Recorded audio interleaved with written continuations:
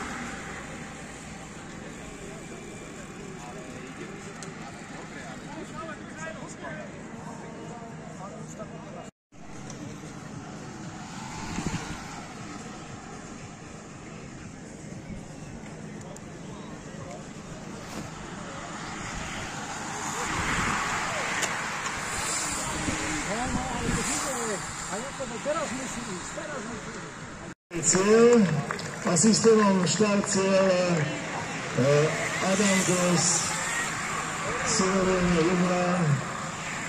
Túto súťaž má 59 bodov, počkáme sa ešte na ďalšie body, či tam niečo nezmenilo.